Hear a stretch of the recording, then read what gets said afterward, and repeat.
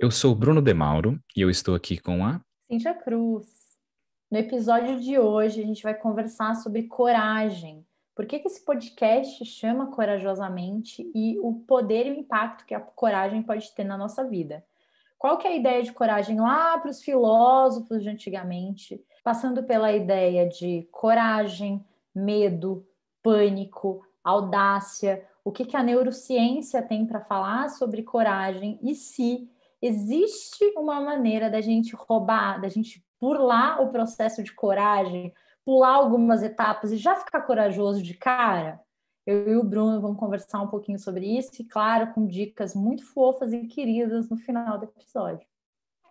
Porque raios esse podcast chama Corajosamente. Então, já começa o tema por aí. Deu um puta trabalho para escolher o nome, porque tinha vários podcasts que já tinham os nomes que a gente queria, mas tudo podcast abandonado, e criamos uma lista.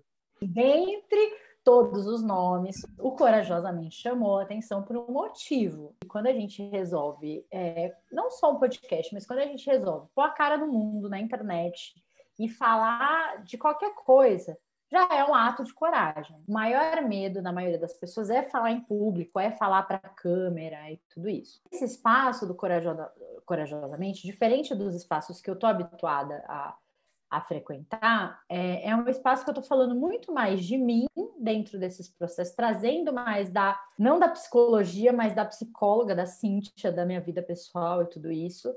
E eu acho também um ato de coragem. Acho não é um ato de coragem. A gente vir aqui num podcast, sei lá quantas pessoas vão ouvir isso e se abrir, falar de medos e dores e alegrias e vivências. Então, eu acho que talvez por isso me chamou a atenção o nome Corajosamente dentre os nomes que a gente pesquisou, né? Uma coisa que eu compartilhei, eu acho que não entrou no episódio de medo, eu acho que tinha sido antes da gente gravar, e eu acabei esquecendo do episódio, que a gente falou lá que eu estar gravando com a câmera aqui na minha cara é algo que é uma merda pra mim, mas eu aprendi, por causa de muito foco na minha carreira, a me expressar no trabalho. Então, o trabalho eu tinha meio que um escape, porque eu sabia que era importante, então, desde cedo eu estudava como apresentar em público, como falar na frente de pessoas, como preparar e tudo isso. Então, no trabalho eu conseguia fazer de boa, mas quando saía do trabalho era tipo, fudeu. Agora eu não conseguia, nem com os meus amigos eu não conseguia me expressar, sabe? E aí eu aprendi a me expressar com os meus amigos, ser eu mesmo, e depois eu vi como eu já estava preparado para me expressar para vídeo e para o áudio. Claro que não foi tão fácil assim, mas eu vejo como foi mais fácil porque já estava ali, sabe? Eu só não conseguia ver ainda. Eu continuava com aquele medo que eu tinha antes, que era um medo que não era real mais, de estar se expressando aqui. Claro que nem tudo é tão simples assim, mas é isso. Tinha algo mais, mas me perdi. Foda-se. Eu escuto muito assim das minhas amigas, das pessoas que convivem comigo. Eu tenho medo, tenho vergonha, muita coragem, sei lá, fazer. E se eu fizer uma live e ninguém escutar? E se eu montar um podcast e ninguém ouvir? Tem muito isso nas pessoas, né? Assim. E aí eu queria alertar vocês, eu lembrar vocês de uma coisa que é super importante, que é a gente não esquecer que a gente não é perturbado, a gente não é confrontado pelas coisas em si, mas sim pela interpretação que a gente faz das coisas, né? As narrativas internas que a gente cria para as coisas que a gente vive. Então, de fato, se eu e Bruno, a gente grava um episódio e depois a gente fica mentalmente contando essas histórias, mas o que vão pensar? Nossa, mas eu falei, vão achar que eu isso, vão achar que eu aquilo, não vão confiar em mim como psicóloga, porque eu falei que eu tinha medo de tal coisa, quando eu... Tipo, se a gente entra nessas narrativas, realmente fica muito difícil gravar alguma coisa, ou expressar alguma coisa.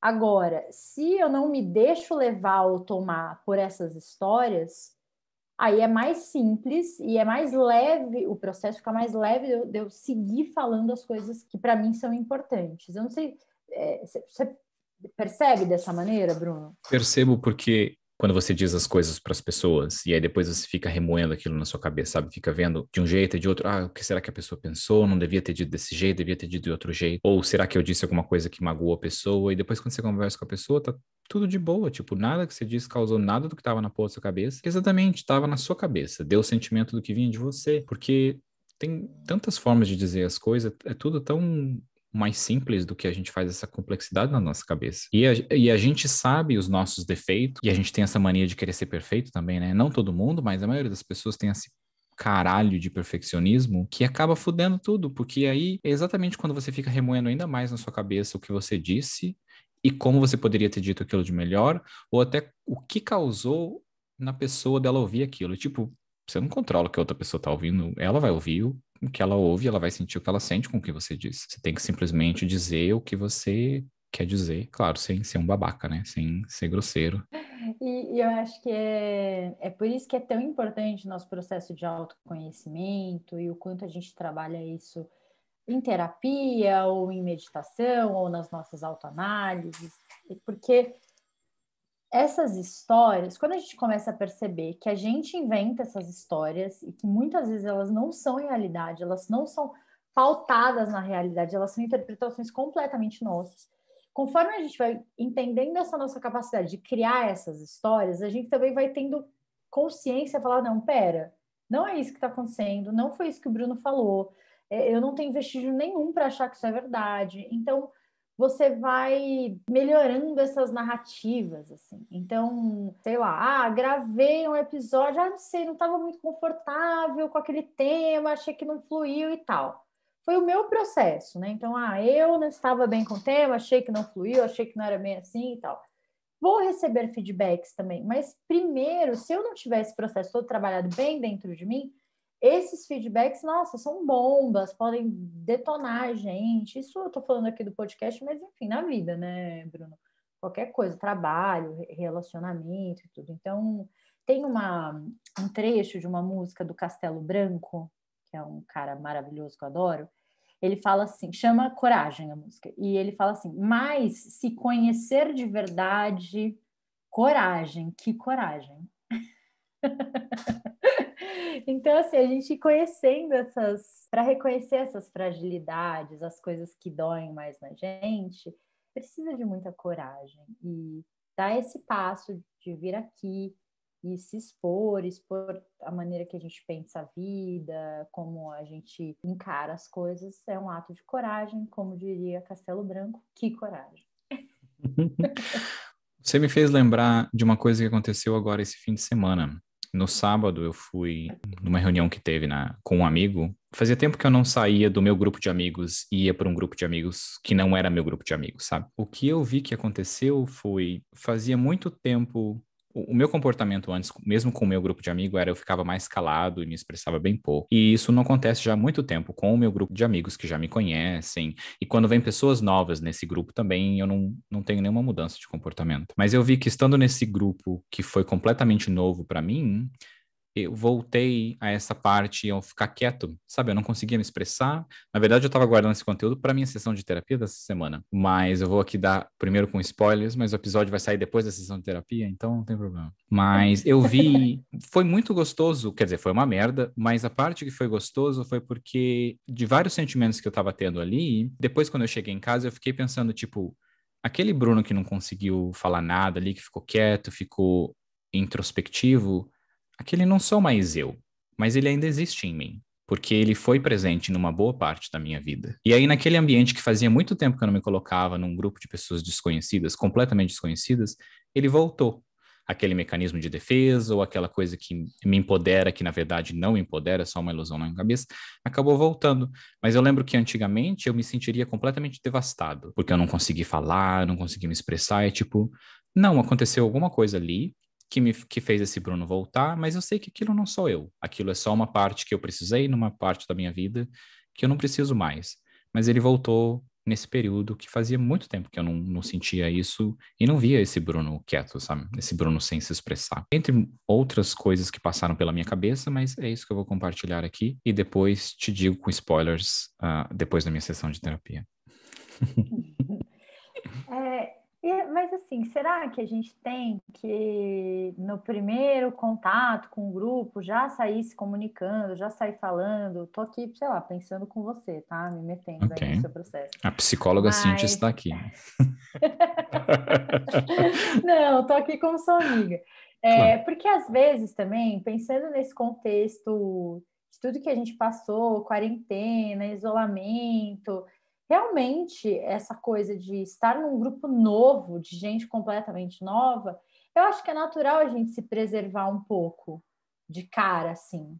Eu acho que se, num segundo encontro com essa mesma galera, você ainda sustentar isso, de ficar na sua, não falar e tal, aí eu acho que é uma questão, poxa, mas espera, já é segundo contato, né? Assim, você já sentiu esse terreno e tudo. Eu acho que eu não sei, quando você foi falando, me veio isso na cabeça, que talvez você Uhum. tivesse um pouco nesse lugar de, peraí, gente, faz tempo que eu não interajo com gente nova, tô aqui meio que me entendendo aqui no grupo e tal. E às vezes é até melhor, porque grupos têm dinâmicas diferentes. Então, falo isso porque eu transito em muitos grupos. Eu tenho grupos de amigos que são muito independentes um do outro. Cada grupo tem uma dinâmica, cada grupo tem uma liderança, né? Assim, tem alguém que é mais que lidera mais aquele grupo, que tem mais voz. Então, eu acho que quando a gente vai para grupos novos e lida nisso primeiro, depois fica mais fácil de interagir, né? Se a gente não atropelou quem já é a liderança do grupo,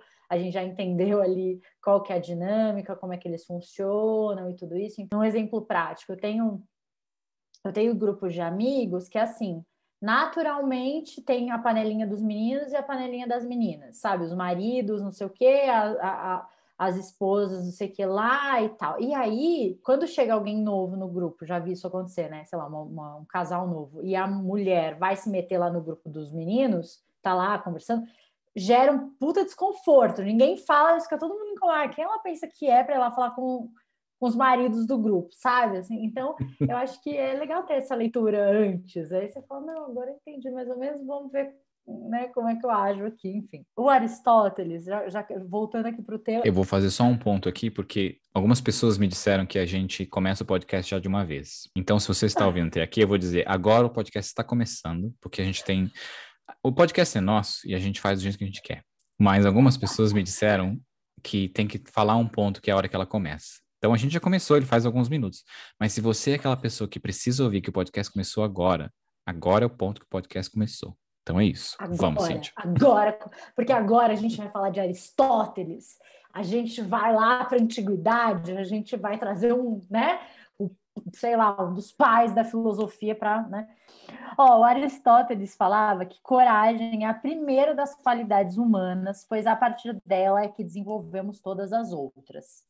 Essa era a visão do Aristóteles, porque ele entendia que a gente consegue, a partir do processo da coragem, eu vou conseguir encarar o fato de eu não ter outras qualidades ou outras habilidades e correr para construir, para desenvolver essas habilidades.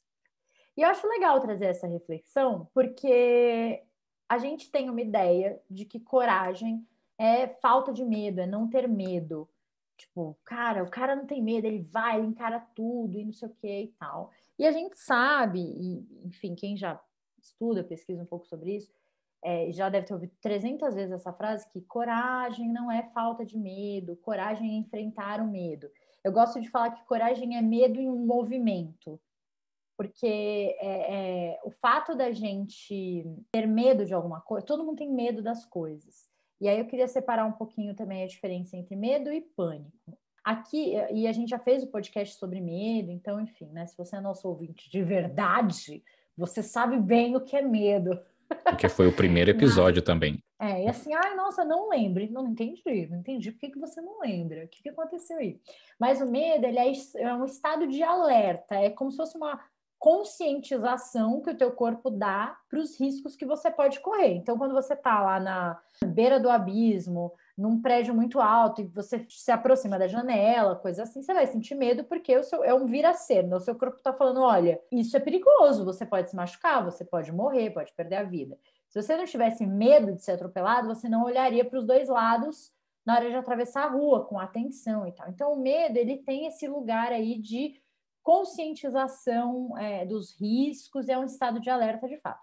O pânico é a nossa incapacidade de ação, é quando a gente não consegue fazer nada, né? A gente fica naquele lugar ali de, meu Deus, e agora? Para que lado eu vou? Fudeu, não sei o que fazer e tudo isso. Então, a coragem, ela é o medo em movimento, porque mesmo com medo, eu vou lá e vou fazer alguma coisa a respeito. Né? Os caras que pulam de paraquedas, eles não é que eles não têm medo de pular. Tem, e é esse que é o legal do negócio, senão não teria graça, né? Eu vou me cagando, não sei o quê, mas puta, adrenalina, é muito divertido e tal, não sei o quê. Mesma coisa o patins, a mesma coisa, sei lá, coisas que a gente faz que de alguma maneira geram medo. Você tem Vocês não medo do estão patins, vendo, mas Cíntia? Bruno deu uma risadinha. Eu tô com medo do patins, viu? Depois Por dos isso que eu ri. tombos que eu tomei e das pessoas que eu quase atropelei, tô com um pouco de medo. Cíntia foi na pracinha, sem saber frear o patins, colocando a vida de várias pessoas em perigo, andando de patins, e agora está se cagando porque não aprendeu a frear. Eu queria lembrar também que eu estava colocando a minha vida em perigo, porque eu fui assim, completamente sem joelheira, cotoveleira, capaz, foda-se. Foi assim, completamente destemida. E isso é uma coisa também que o Cortella fala, Mário Sérgio Cortella, inclusive, se ele estiver nos ouvindo, beijo, Cortella, te adoro, seu Te maravilhoso. amamos. Ele fala que é diferente. Desculpa, ele fala que o corajoso, ele é audacioso, mas não é aventureiro, daquele jeito dele maravilhoso, com aquele sotaque, né? Porque ele fala que a audácia, quando a gente, mesmo com medo, a gente se organiza, se prepara, se estrutura e vai. Já o aventureiro, ele vai sem preparo nenhum, se arriscando, correndo risco, sem necessidade de... Enfim, né? Eu fui aventureira no patins. Eu fui lá, ó, me joguei, sem cotoveleira, sem nada e tal. Eu preciso ser mais audaciosa no patins, que é me estruturar melhor e ir assim com uma certa estrutura, né? Ali de repente na cidade, né, gente? Eu não posso machucar joelho, um cotovelo também não. Então, pelo menos uma proteçãozinha básica até eu estar um pouco mais dominando um pouco mais o patins. Nessa Né? idade, machucou o joelho é pro resto da vida. Você sabe que um amigo meu que é personal, quando eu caí, um amigo meu que é personal, ele falou assim, pelo amor de Deus, você tá bem e tal, mas tem certeza que você não fraturou nada? Tem certeza que você não trincou nada? Eu não trinquei. Ele falou, pelo amor de Deus, nessa cidade, um tombo desse, é isso, era trincar 2, 3 lugares e ficar o resto da vida fazendo pilates para consertar a merda que você fez. O que você pensou sobre o paraquedas em relação a essa coisa da audácia e da aventura? Ser aventureiro? Então, a gente não falou ainda, mas eu sou um paraquedista. Alguém me deu uma autorização para pular do avião, é isso. E eu acho que eu nunca vou esquecer o primeiro salto que eu dei, porque foi com 2 instrutores, tal, eles foram do meu lado. E eu lembro quando eu estava dentro do avião, eu estava bem no fundo, assim, esmagado, que você vai igual uma lata de sardinha, quanto mais gente caber ali, melhor, com segurança, óbvio, porque todo mundo tem um paraquedas. Mas eu lembro que o que passava na minha cabeça era, não tem vergonha nenhuma em desistir.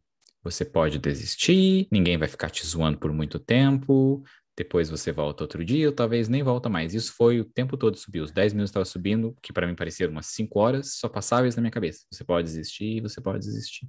E tá tudo bem. Mas aí eu vejo como é a parte que o preparo, que a gente vai falar mais para frente, mas o treino te dá a segurança, porque eu lembro que o que a gente mais treinou para o primeiro salto era a posição na porta e você sair, sabe, fazer o movimento. E eu lembro exatamente do sentimento, porque eu estava me cagando ali, e aí eu fui meio que engatinhando até a porta, porque eu tava com medo de cair fora do avião.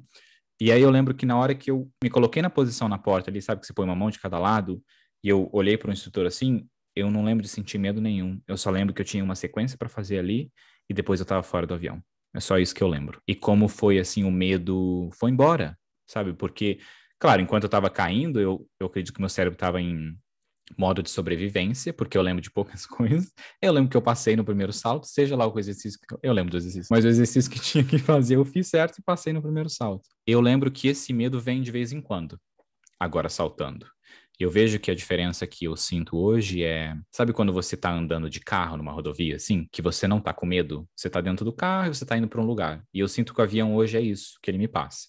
Eu não estou com medo de Olha, subir, mas de vez em quando vem um medo.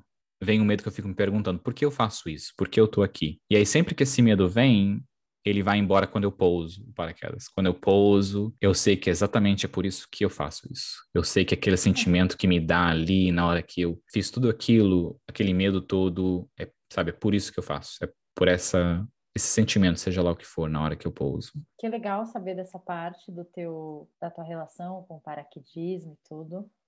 Acho que você falou uma coisa vital, assim, que é essa coisa do preparo, quando a gente, de alguma maneira, ocupa a nossa cabeça sabe, parte um, parte 2, parte 3, parte 4. Parece que o nosso medo se organiza. Por isso que eu gosto dessa ideia que o Cortella fala da audácia. E ele tem até uma sequência, né, que ele coloca: organizar, preparar, estruturar e ir. Isso que você falou me fez lembrar também uma parte importante do se preparar, porque, como eu mencionei, pessoas perfeccionistas tomam muito no cu na vida. E eu lembro quando eu fui no meu terceiro salto, foi todo bagunçado, sabe? Foi todo cagado. Mas eu fiz o que eu precisava fazer, enquanto eu estava aprendendo ainda, fazendo as aulas. E aí eu lembro uma coisa que a minha instrutora falou foi: não tem perfeição no paraquedismo. E é como isso também do se preparar, sabe? Que você disse se preparar passo 1, 2 e 3. Mas eu acho que é muito importante a gente lembrar que a vida acontece, imprevistos vão vir e a gente, mesmo preparado, tem que estar pronto para se adaptar a coisas que vão sair diferente do que a gente pôs na nossa cabeça. Porque eu vejo, quando você é muito focado em tem que sair perfeito, se algo sai do trilho, você já se perde e pensa, eu falhei. Não, sai um pouquinho do trilho, puxa para um lado, empurra para o outro lado e volta. Na onde conseguiu voltar para o trilho, volta e vai dali, sabe? Não, não se perca porque um pouquinho saiu do trilho. Não tem problema. Vai assim mesmo, vai cagado. O quanto essa coisa do ficar planejando, às vezes acaba desorganizando mais a gente justamente por isso, né? Porque a chance de algo fugir do controle, de você, né? Assim, não dá para dominar tudo, é muito grande. Então, eu acho que mais do que. Eu me sinto uma pessoa muito corajosa. Eu acho que eu sou muito corajosa. E eu sinto que eu sou corajosa não porque eu sou super preparada, assim, antecipadamente, mas porque eu fui treinando a minha capacidade de lidar com a coisa, com o imprevisto, quando ele acontece. Quando eu penso, assim, eu acho que eu trabalho com uma coisa que é uma coisa que as pessoas têm muito medo, que é falar em público, dar palestra, treinamento. Eu fui olhando, assim, o que mais me dava medo, desespero, pânico quando eu comecei.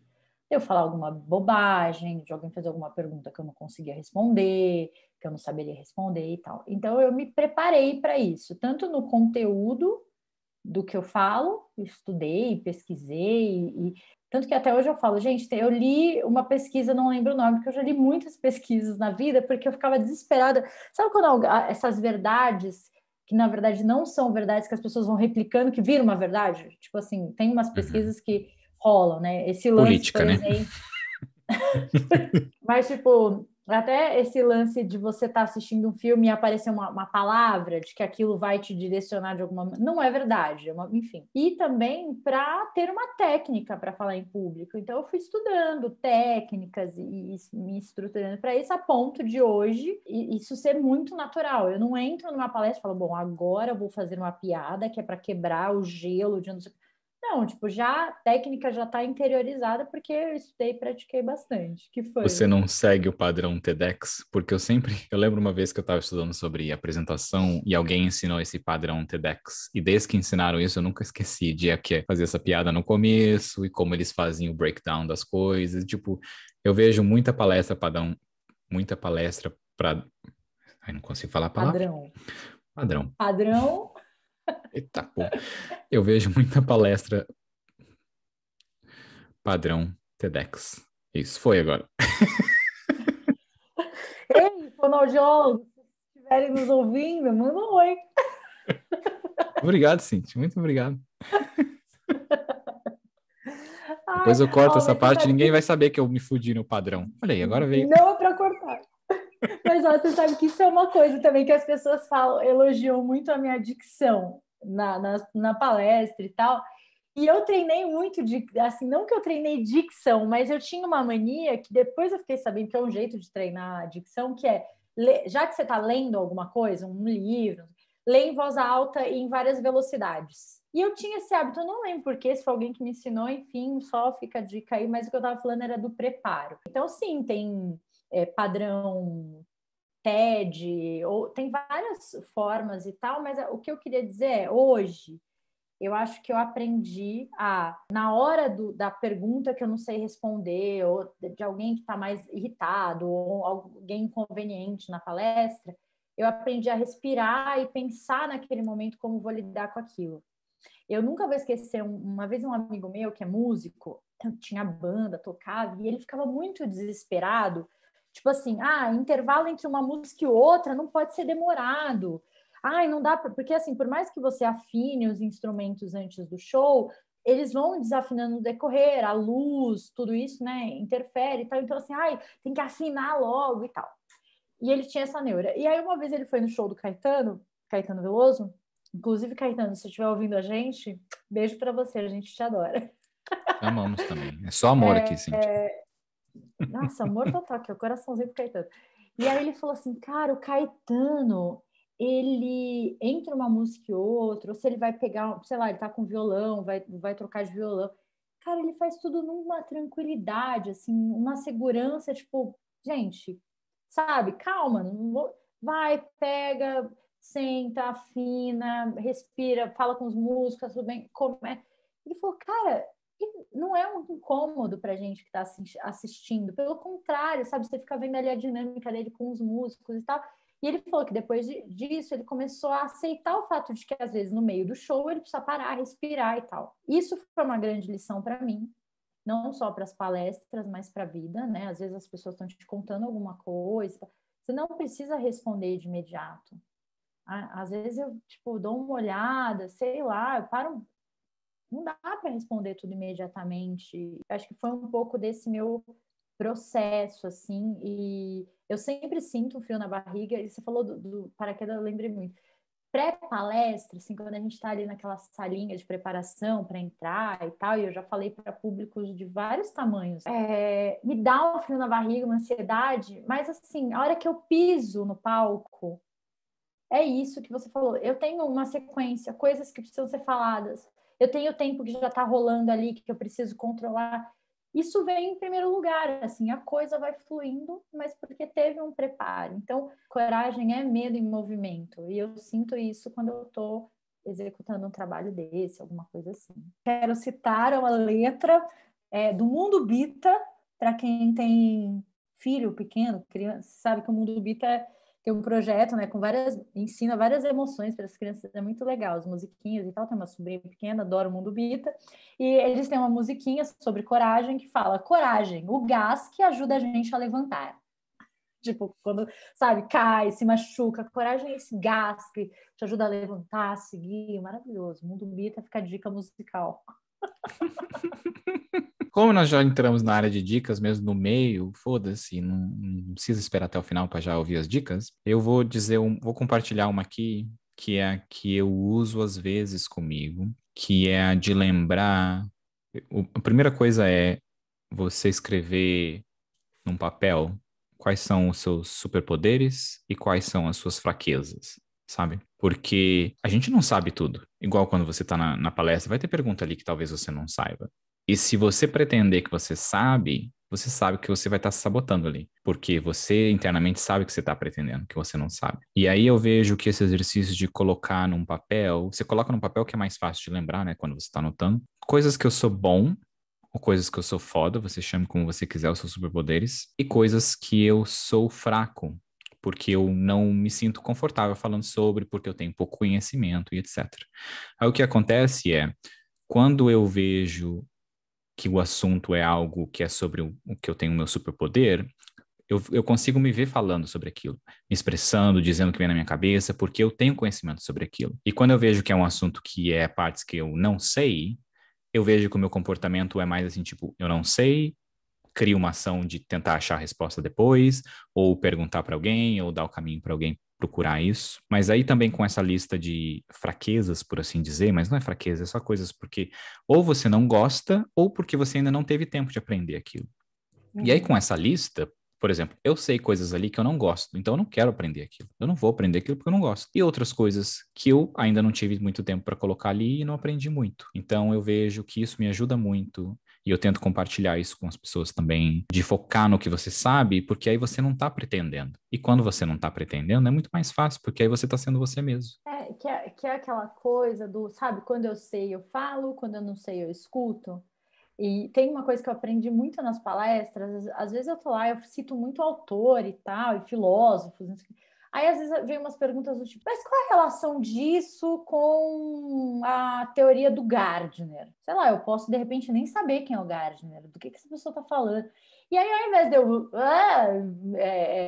tucanar lá uma resposta, eu falo, e por que você fez essa relação, né? Por que você pensou no Gardner quando você ouviu esse conteúdo? Aí eu quero, sei lá, porque o Gardner fala de inteligências múltiplas, e se não me falha a memória, uma das inteligências lá do Gardner é inteligência interpessoal. É a mesma coisa que inteligência. Foi isso que eu pensei. Aí você fala, entendi a conexão que ele fez, sabe? Você se aprofunda um pouco ali também no que a pessoa tá te falando e tal. Nem sempre a gente precisa estar usando os nossos superpoderes o tempo inteiro, em todos os momentos, em todas as relações. É isso, às vezes a gente está desenvolvendo essas fraquezas, esses não poderes aí, sei lá, que a gente tem, né? Então acho que preciso lembrar também, né, gente? Vocês não estão no mundo só para ficar usando superpoder, às vezes tem que estar desenvolvendo outras coisas, está fortalecendo outras coisas, né? E aí eu lembrei, quando eu estava fazendo as pesquisas aqui para o papo, vem muito conteúdo da Brené Brown, né? Que é a coragem de ser imperfeito, vulnerabilidades e tudo isso. E eu lembrei de uma coisa, não sei, você conhece a Brené Brown? Já viu alguma coisa dela, algum vídeo? Eu vi aquele vídeo que você recomendou no outro episódio, que não foi ao ar ainda, então não vou dizer. Não, na verdade o vídeo já foi ao ar, porque esse episódio está Já. sendo gravado no futuro. Então vou falar de novo essa parte. Não tem problema, Bruno. Vamos passear pelo tempo, futuro, presente, passado. O que é? O que é o futuro? O que é o passado? O Olha só, você poder. está falando do vídeo que eu falei sobre a diferença entre empatia e simpatia. É esse que tem os Exatamente isso. personagenzinhos e Mas tal. também tem o. Não é um documentário, alguma coisa dela na Netflix também que eu assisti metade ali, tinha assistido o TEDx dela também. É sobre isso que eu quero falar. Convido vocês a assistirem primeiro o TED, né, o TEDx lá dela, falando sobre vulnerabilidade, a coragem de ser imperfeito, porque ela está bem no começo da carreira. Assim, não, desculpa, ela não está no começo da carreira dela, mas eu acho que é primeira palestra dela que realmente ganha o mundo e tal. E ela é bem dura, não fala muito dela, assim, o processo dela e da vulnerabilidade dela. E quando você vê o documentário que está na Netflix, a palestra lá, que é quase uma hora, né? Acho que de papo, cara, como ela tá mais solta, ela conta a história dela e do marido nadando lá. Como ela também, como pesquisadora, alguém que olha para esse conteúdo, ela também foi mudando no decorrer dos anos. Depois a gente podia até ver, né? A diferença de tempo entre o TED e o negócio, mas é bem interessante, assim. E a Brené Brown, ela fala muito sobre o quanto a gente tem dificuldade de abrir e de mostrar a nossa vulnerabilidade, e ela diferencia onde é que mora essa dor nas mulheres e nos homens. E aí estamos nós aqui, eu mulher, Bruno homem, para ver se Brené Brown está certa ou não. Nas mulheres, ela fala que existe a vergonha.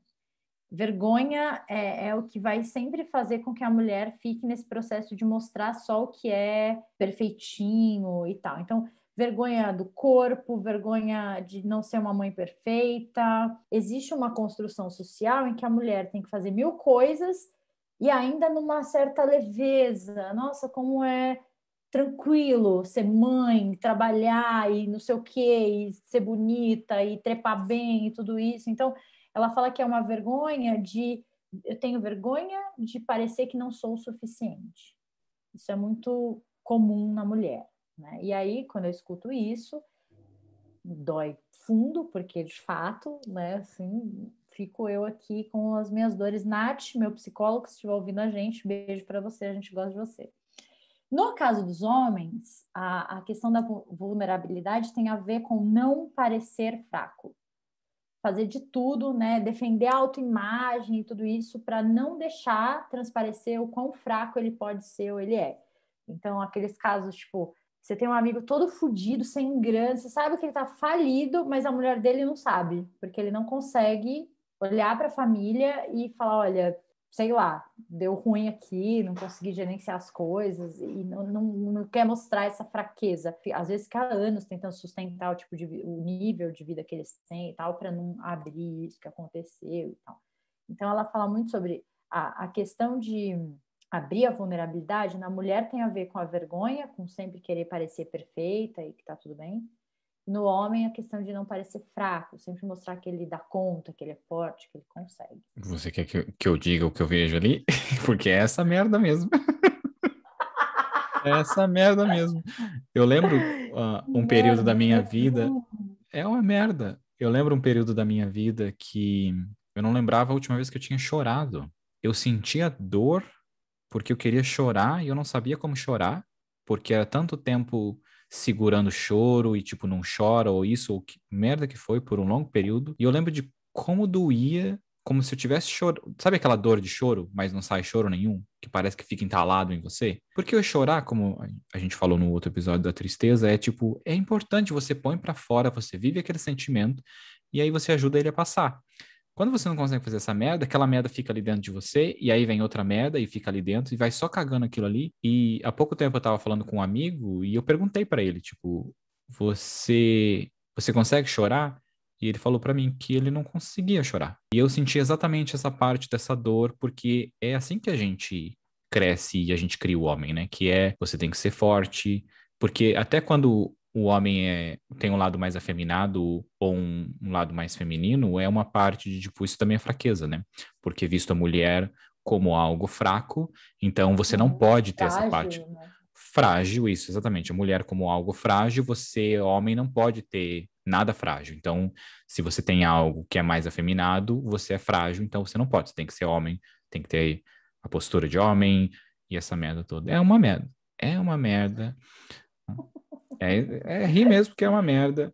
E é por isso que os processos de consciência e de autoconhecimento são tão importantes, porque também a gente vai se descolando dessa construção social e a gente vai entendendo que às vezes aquilo é nosso ou não é nosso, o quanto a gente está se esforçando para manter uma autoimagem que não é essa, enfim, tem vários processos que são importantes.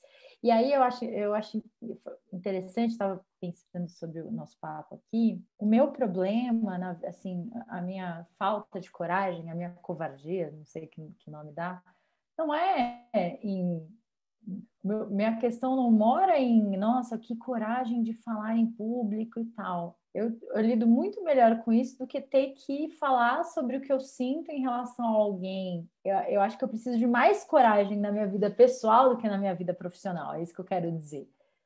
Eu já me estruturei, me organizei para que na vida profissional esses processos sejam audaciosos, organizados, estruturados para que eu possa agir.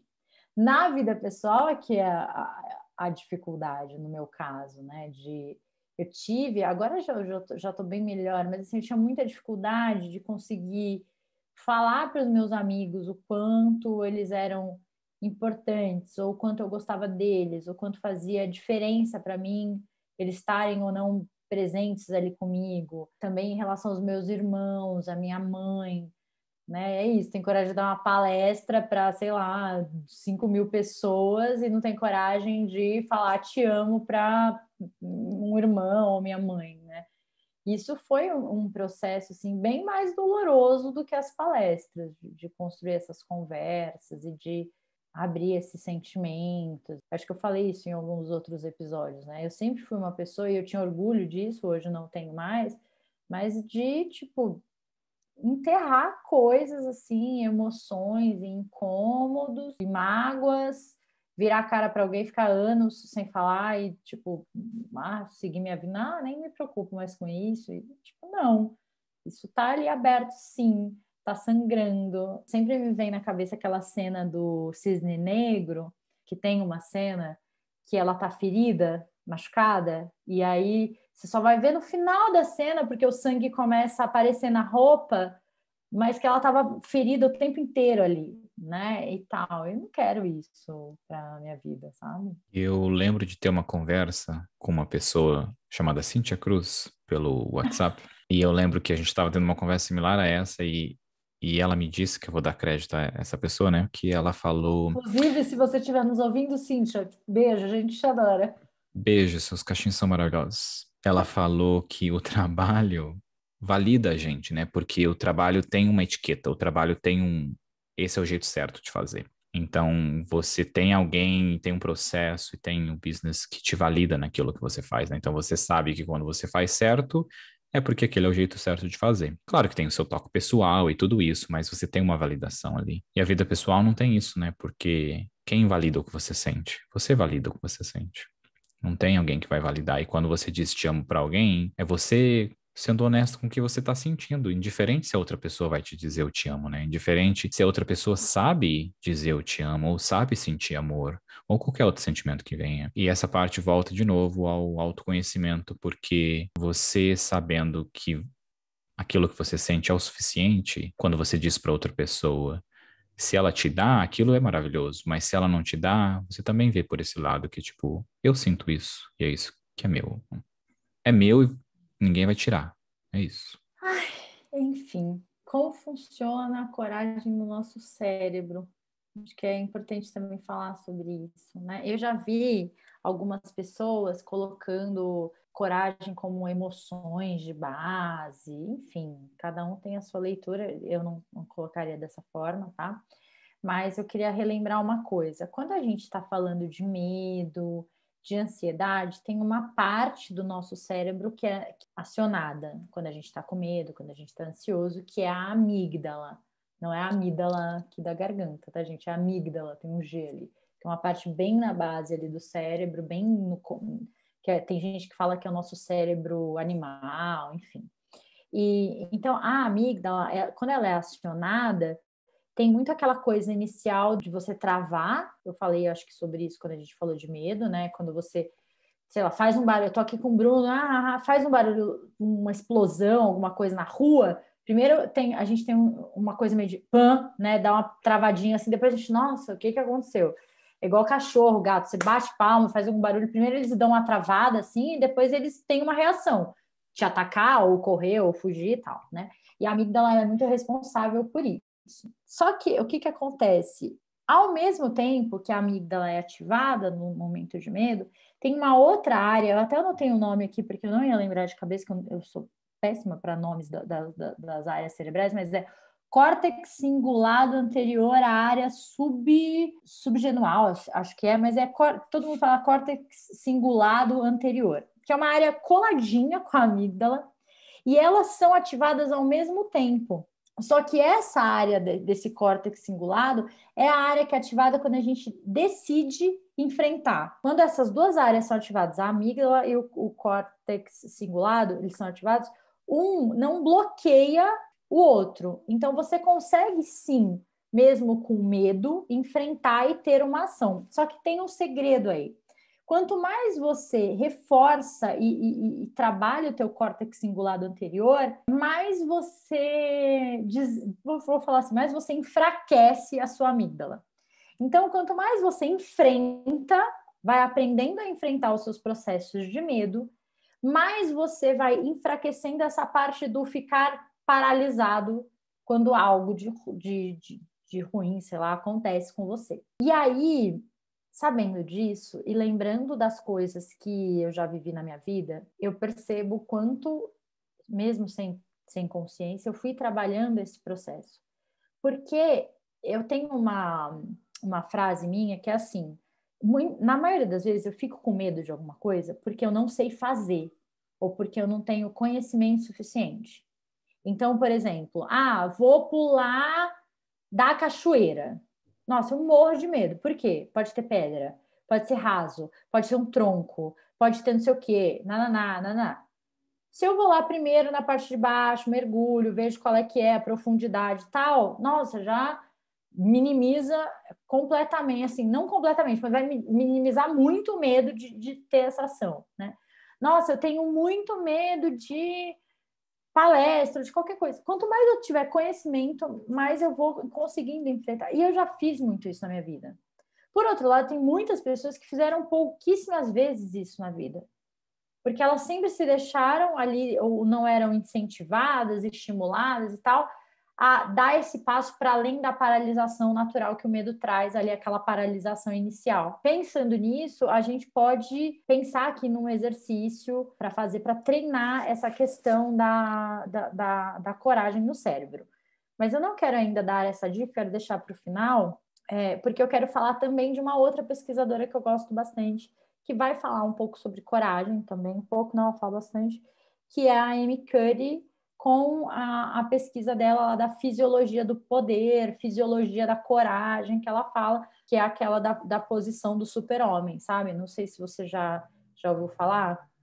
Já as posições que te empoderam e como você, tendo super-homem, tem outras posições também, como você senta na cadeira, aquele do o braço atrás da cabeça, assim, que te dá poder, né? É físico também, né? O que a Amy Cuddy fez na pesquisa dela, e ela tem uma história muito legal, a história de vida dela é muito interessante, e eu estou tendo um déjà vu, tem impressão que eu já contei isso aqui no podcast, já? Não contou, mas eu acho importante dizer qual é a posição do super-homem. Tem que colocar a cueca por cima da roupa, é isso? Qual é a posição do super-homem, Cíntia? Por enquanto não vou contar logo em seguida. Fique Você com a tá, gente para você saber se você tem que pôr ou não a cueca por cima da calça. Aguarde. você tá muito podcast. Sem intenção, já foi jogando pro final. Agora eu vi que já foi tudo manipulado, friamente calculado. Vai ter que ouvir até o final para saber qual é o lado certo de usar a cueca ou a calcinha. Isso, e a cor da cueca, que também faz diferença. A Amy Cuddy, ela tem uma história pessoal muito difícil, assim, ela entrou numa universidade muito fodona, que eu nunca lembro qual é, se foi Harvard, se foi Stanford, sei lá. Pouco tempo depois que ela estava na faculdade, ela sofreu um acidente de carro e ela teve uma lesão numa parte muito séria, assim, do cérebro, e foi como se não, ela perdeu a inteligência dela. A fratura mexeu completamente na cognição e ela ficou burra. Tipo, ela não sabia mais nada. E aí ela foi fazendo lá todo o tratamento dela e tudo, e ela estava na faculdade. E ela insistiu em ficar na faculdade. Só que ela falava assim, ela falou, cara, eu assisti as aulas, parecia que eles estavam falando outro idioma, eu não conseguia nem entender do que estava sendo falado e tal. Tanto que eu acho que ela se formou 2 anos ou 3 anos depois da turma dela, porque ela repetia, pegava DP, aquele processo todo foi muito difícil. Então ela se sentia uma fraude. Quando ela se formou, mesmo depois de tudo isso, né, conseguiu se formar e tal, ela se sentiu uma fraude, porque ela falava, eu não tenho inteligência para estar aqui, eu não sou boa o suficiente para estar aqui e tudo isso. E de alguma maneira, eu acho que esse processo ela fez com que ela pesquisasse isso também. E ela começou a observar a postura física dos alunos dela. Então ela fala, cara, tem aluno que chega na sala, ele entra fazendo barulho, senta no meio da sala, joga os braços nas cadeiras em volta, se esparrama inteiro. Na hora de fazer pergunta, levanta a mão assim, tipo, olhem para mim, fala alto. Ele tem um processo assim, ele tá todo dominante, vamos colocar assim. E já tem aluno que é aquele aluno que chega quietinho, senta no canto, na hora de fazer pergunta, levanta a mãozinha assim, mal dá para ver que ele tá ali, faz meia hora que o cara tá ali, você nem viu, porque a mão nem levanta a mão, né? Ele fica com a mãozinha aqui, ó, bem coladinho no corpo. Aí ela falava, gente, normalmente esses alunos do dedinho para baixo, que mal levanta a mão, são bons alunos, têm muito conhecimento, mas não conseguem se colocar e tal. E aí ela conta algumas histórias com algumas alunas, e eu sei que ela foi pesquisar essa coisa porque ela começou a relacionar postura, conhecimento, postura em relação à turma e tal. E aí, observando os primatas, quando a gente olha para os macacos, principalmente gorila e tal, quando eles estão bravos e eles estão nervosos, e ali dentro do grupo, o macaco anda de 4, normalmente, né? Ele anda meio abaixado, assim. Só que quando ele fica nervoso, ele levanta. Ele fica de pé, igual o urso. O urso também faz. Quando ele vai atacar, ele levanta. Porque ele fica mais alto, fica maior, né? E ele abre essa parte do peito. É um sinal de coragem abrir a parte do peito, porque todos os nossos órgãos vitais, coração, pulmão, tá tudo aqui na frente. E quando a gente está com medo, a gente se fecha. Normalmente a gente cruza o braço, né? A gente meio que dá uma fechada para proteger isso daqui. É uma coisa bem consciente que a gente faz. E aí o que eles começaram a descobrir? Que esse macaco, esse gorila, quando ele tá para brigar e tal, e ele levanta, ele tá com pico de testosterona e o cortisol dele, que vai gerar o estresse, o medo e tal, tá baixo. Então, ele tem um pico de hormônio, os hormônios, né? Testosterona alta, cortisol baixo. Quem é atacado, o macaco que está sendo atacado, que normalmente recua, abaixa, se encolhe, é o contrário. Ele está com a testosterona bem baixinha, o cortisol, né? O estresse e tal, bem alto. Ok, então ela falou, tá, tem uma coisa, tem uma relação com a postura e com os hormônios que são produzidos. E se eu fizer o contrário? E se a gente fizer a postura por um tempo e ver se a postura faz com que esses hormônios sejam estimulados? Essa foi a sacada da Amy Cuddy dentro da pesquisa dela. Então, ela, ao invés dela ficar, deixar o bicho, porque depois ela fez com humanos, né? Esqueci o termo que a gente usa, os participantes da pesquisa, né? Ela fez o contrário, vamos colocar eles nas posturas e vamos ver o que acontece com os hormônios. E ela foi fazendo as medições e comparando e tal. Então, o que ela percebeu? Quando a gente deixa as pessoas numa postura aberta, então a postura do super-homem, não precisa pôr cueca em cima da calça, meu amor, não precisa. Então não quero fazer. Vermelha, não precisa. Não. Eu acho que isso ia ficar engraçado. Eu acho que a gente deveria até postar uma foto ali, né? Enfim. A postura do super-homem é de pé, pernas um pouco afastadas, mão na cintura, que é a postura de açucareiro, né? Com as duas asas abertas aqui assim, peito aberto, queixo um pouquinho levantado, ou pode ser a postura da Mulher Maravilha, né? Os super-heróis têm essa coisa de mãos apoiadas aqui na cintura e tal, sentado, sempre com essa parte do peito, da frente do corpo liberada. E ela deixava as pessoas, ela foi reduzindo, era às vezes 15 minutos, 10 minutos, ela foi reduzindo até chegar em 2 minutos. Então, se você ficar na postura de poder por mais ou menos 2 minutos, já vai mudar aí a produção dos hormônios no teu corpo. Tem uma outra coisa que a gente não falou no episódio da alegria, eu lembrei depois, que tem um exercício que muitos psiquiatras usam para pessoas que têm depressão, por exemplo, que é assim, a pessoa fica, deixa eu pegar um lápis aqui, durante, sei lá, não lembro como é, acho que 2 minutos do dia, ela põe um lápis entre os dentes, assim, segura, sem encostar o lábio no lápis. Então, é um falso sorriso, né? Porque quando ela tá segurando o lápis com os dentes, ela tá e afastando os lábios, é meio que um falso sorriso. Só que ela fica ali por um tempo, o corpo dela entende como se ela estivesse sorrindo. E aí isso, mesmo esse falso sorriso, faz com que ela produza mais hormônios, tipo, acho que é serotonina e tal, do que ela produziria se ela não tivesse nessa postura. Enfim, tem uma série de coisas que desencadearam dessas pesquisas da Amy, falam muito sobre os hormônios que a gente produz, então por isso que ela fala que é a fisiologia do poder, ou da coragem. Porque se você vai para uma palestra, ou se você vai para uma reunião, ou se você vai para uma conversa importante com alguém que você ama, com essa postura fechada, diminuída e tal, você vai estar produzindo um nível alto de cortisol, você vai estar mais estressado, você está com mais medo, a tua amígdala está ali aguçada e, né, estou em perigo. Você não vai conseguir obter o melhor que você poderia. Se você usa essas posturas de poder a teu favor, você vai conseguir obter muito mais dessas atividades e de tudo isso. Eu tô pensando no perigo que tá sendo esse episódio aqui. Tá ensinando todo mundo a criar um monte de hormônio, vai sair por aí com Superman e lápis na boca, segurando com o dente, e é isso. Força, hormônio, todo mundo motivado. Vão ser presos, né? Pode ser preso. Ué, a pessoa com lápis aqui na boca, que nem o super-homem no meio do metrô, talvez assuste um pouco, sim. Mas a questão, gente, é muito mínimo, assim. Eu trabalho muito com advogados, fazem prova da OAB, fazem muita audiência, estão sempre muito expostos e tal. Às vezes, a postura que você está na sala de espera para uma reunião, se for pensada, você já consegue resultados melhores. E assim, lógico, né, gente? Pelo amor de Deus, você não vai se jogar numa reunião sem preparo nenhum, não sabe nem o que está acontecendo, quem está na reunião. Vou fazer o super-homem aqui, vou bombar na reunião. Faça-me o favor, né? Tenha critério, melhore, né? Melhore.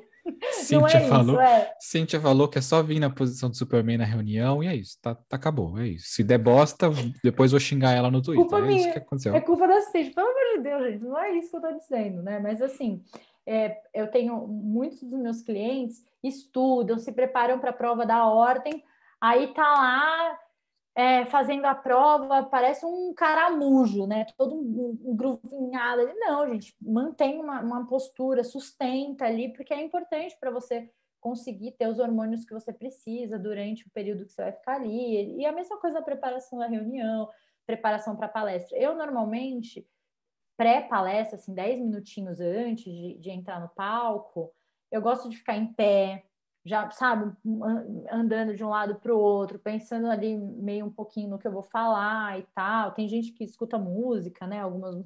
Às vezes eu escuto, às vezes não, mas eu não gosto de ficar lá sentadinha, encolhida, olhando no celular, sabe? Isso não vai trazer o que eu preciso, né? Não vai te empoderar, né? Não vai te criar esse hormônio, Não. mesmo que numa quantidade pequena. E a atitude também, né? Um sentimento ali. Essa postura é percebida inconscientemente pelos mamíferos, vamos dizer assim, em geral.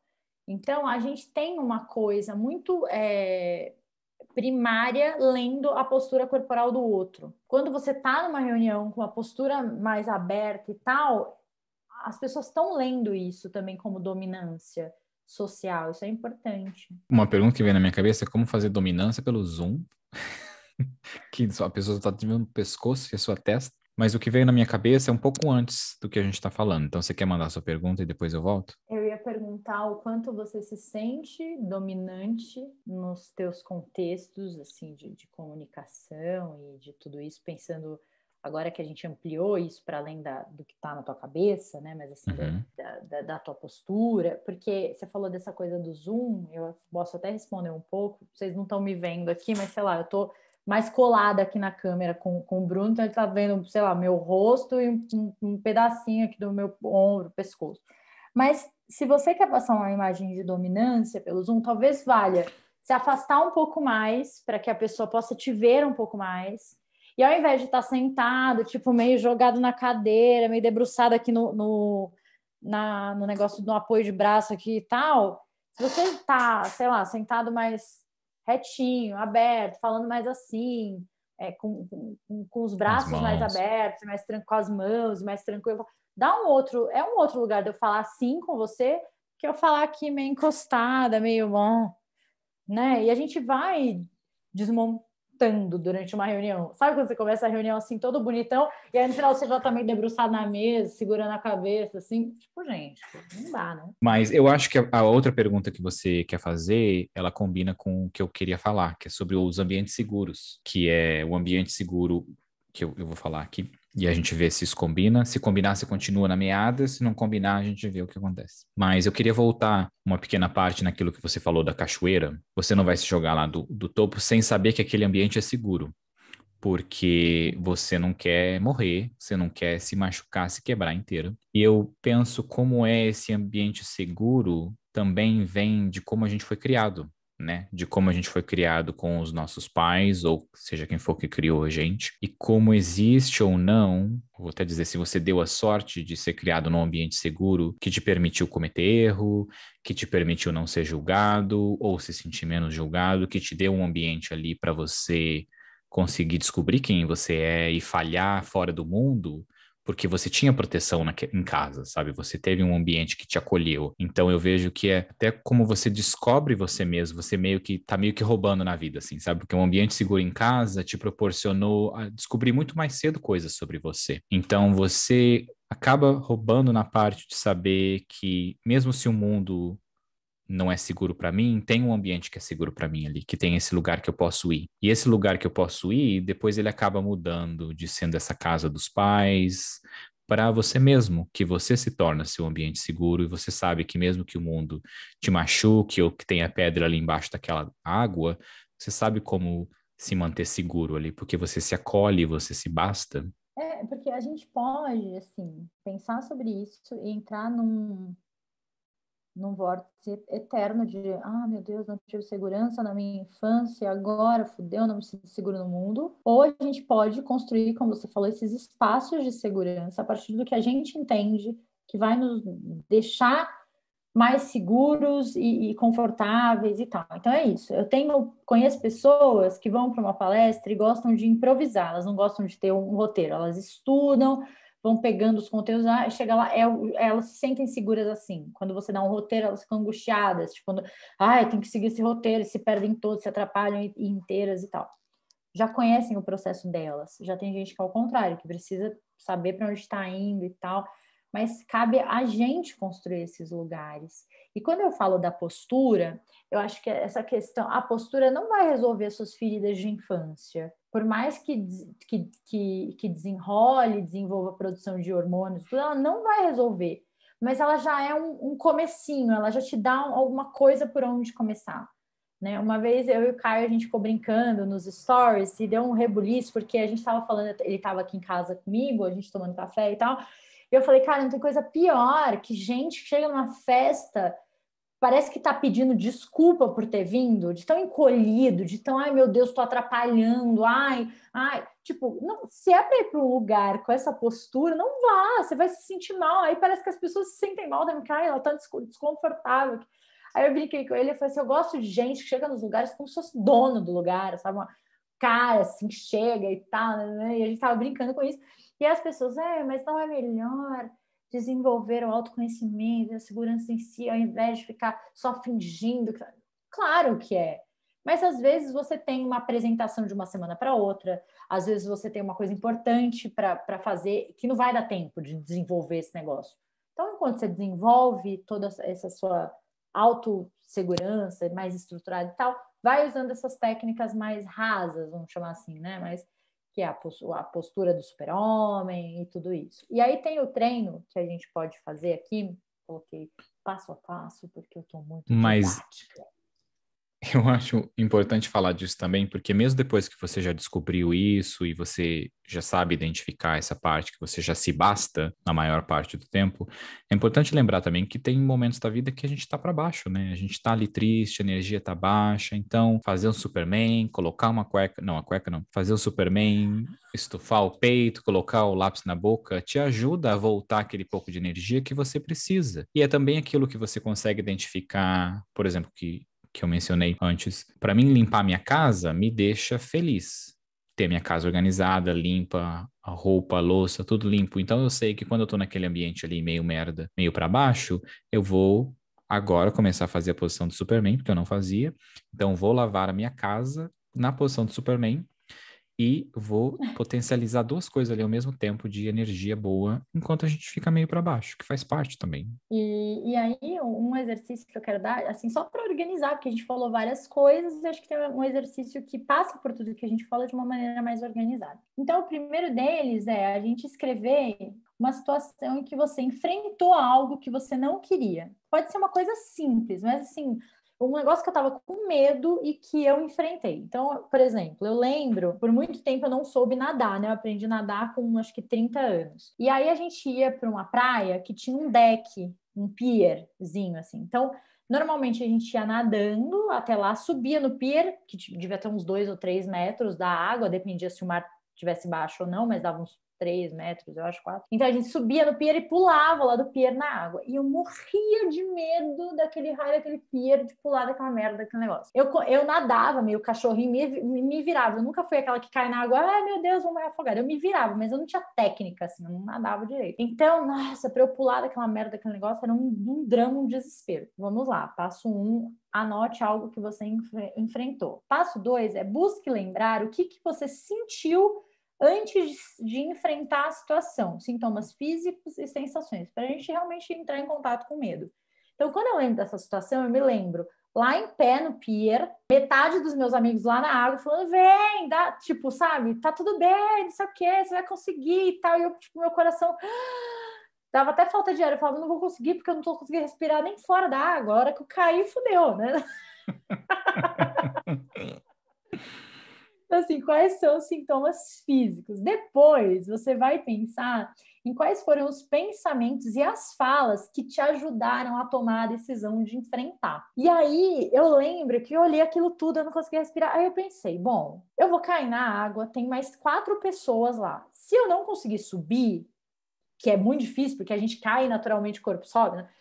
Alguém vai me socorrer. Estou com 3 pessoas que sabem nadar que estão lá. Ah, eu posso engolir água. Tá, vou ficar tossindo, água salgada, é ruim e tal, mas passa também, não é nada muito desesperador.